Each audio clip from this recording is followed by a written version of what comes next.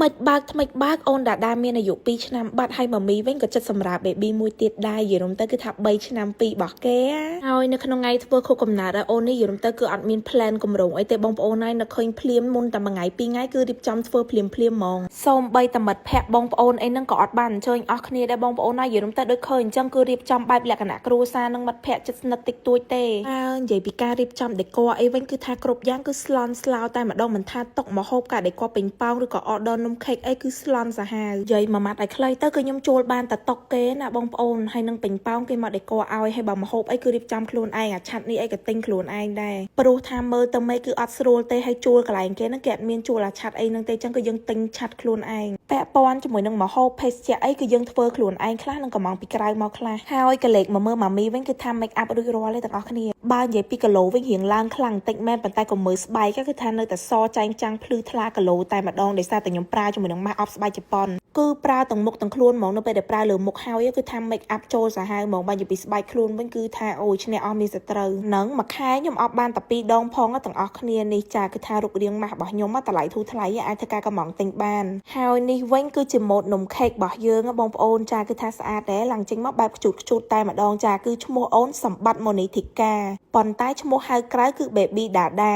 គិតទៅលឿនខ្លាំងណាបងប្អូនហើយតែកើតថ្ងៃមុនសោះឥឡូវអូនមានអាយុ2ឆ្នាំបាត់ហើយក៏មានប្អូនដូចគ្នាចាគឺថាប្រហែលថ្ងៃទៀតហ្នឹងគឺខ្ញុំសម្រាកូនមួយទៀតដែរអូនដាដាគឺលែងខ្លាយជាកូនពៅណាគឺថាឡើងតំណែងខ្លាយជាចេវិញម្ដងកម្មវិធីជួបជុំសប្បាយអប៉ុណ្ណាក៏ដោយគឺអូនដាដាអត់ភ្លេចញ៉ាំទេចាចូលចិត្តណាគ្រឿងបំពងអីហ្នឹងកលែកទៅមើលប្តីខ្ញុំវិញគឺថាគ្រប់កម្មវិធីមិនថាទៅចូលរួមកម្មវិធីគេឬក៏កម្មវិធីខ្លួនឯងគឺគាត់តែងតែថតរូបឲ្យខ្ញុំដោយផ្ទាល់រូបថតស្អាតហ្នឹងគឺបានគាត់អ្នកថតឲ្យនឹងឯងចង់ឲ្យស្គមតាណាបងប្អូនហើយមើលខ្ញុំបើបន្តិចញាត់រហូតហ្នឹងគេខ្លះតងន់មិនសូវឡើងគីឡូតែខ្ញុំវិញគឺថាហើមទៅគេសពឥឡូវគឺប៉ាម៉ាក់បកើតរបស់ខ្ញុំគាត់បានមកដល់ហើយបងប្អូនទាំងអស់គ្នាបងប្អូនខ្លះគាត់ថាអត់សូវឃើញខ្ញុំថតជាប់ប៉ាម៉ាក់បកើតសថតជាប់តែប៉ាម៉ាក់ក្មេកនិយាយរួមមួយម៉ាត់ឲ្យខ្លីទៅបងប្អូនគឺខ្ញុំតែងតែជួបជុំគ្រួសារញ៉ាំបាយញ៉ាំអីជាមួយប៉ាម៉ាក់បកើតប៉ាម៉ាក់ក្មេកអីហ្នឹងប៉ុន្តែគាត់ថាខ្ញុំអត់សូវបានថតព្រោះវាជាអាដេញណែសុភមង្គលក្នុងក្រុមគ្រួសារអញ្ចឹងណាយើងprivate ខ្លះទៅហើយនេះវិញគឺម៉ាក់ក្មេករបស់ខ្ញុំនឹងបងថ្លៃបងប្អូនស្គាល់ច្បាស់ហ្មងបើចាំបាច់ប្រាប់ទេមែនទេ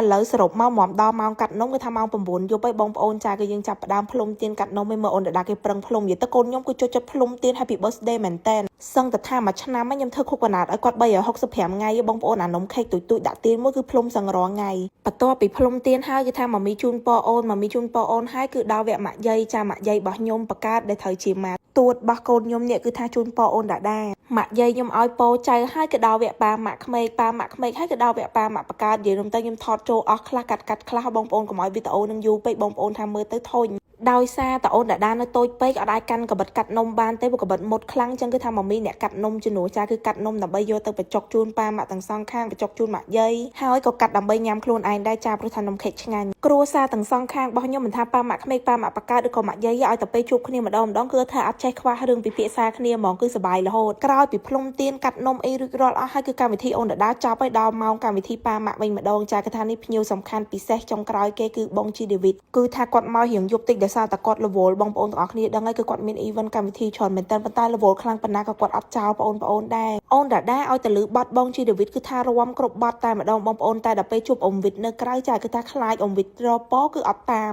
មគ្នាធ្លាប់តែឃើញនៅក្នុងទូហើយបងប្អូនដល់ពេលមកជួបក្រៅចង់ភ្ញាក់គឺថាអត់ហ៊ានតាមទេប្តីខ្ញុំវិញនិយាយពីថ្ងៃហ្នឹងគេសប្បាយចិត្តសប្បាយផឹ